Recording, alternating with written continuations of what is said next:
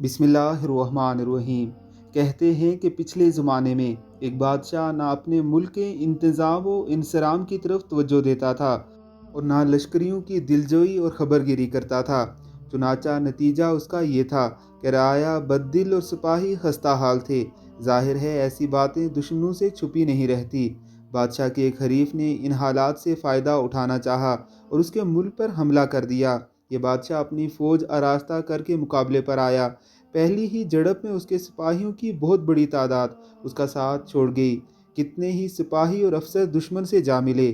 सादी फरमाते हैं कि जिन लोगों ने गद्दारी और बेवफाई की थी उनमें से एक शख्स मेरा वाकिफ़ था। वो मुझे मिला तो मैंने मलामत की कि यह शख्स, ये बात तो शराफत और मर्दानगी के ख़िलाफ़ है। ये तू इस बादशाह को छोड़कर जिसका तूने नमक खाया हो और जिनके साए में इतना अरसा इत्मीनान और अमन की ज़िंदगी बसर की हो, उसके दुश्मन से जा मिला है। उस शख्स ने मेरी बात सुनकर कहा, बेशक ये फ़ेल पसंदीदा नहीं, लेकिन इंसाफ शर्त है। मैंने ऐसी हालत में बादशाह का साथ छोड़ा है कि मेरा घोड़ा भूखा और ज़ैन का नमदा गिरवी रखा हुआ था। तुम ही बताओ ऐसी हालत में मैं क्या करता।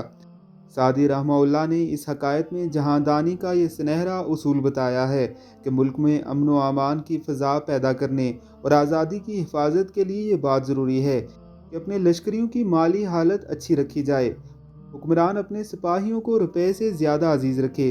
तंगदस्ती और गुर्बत ऐसी बुरी चीज़ है कि इंतहाई नेक नीयत और वफ़ादार लोगों को भी मुख्तलिफ अंदाज में सोचने पर मजबूर कर देती है।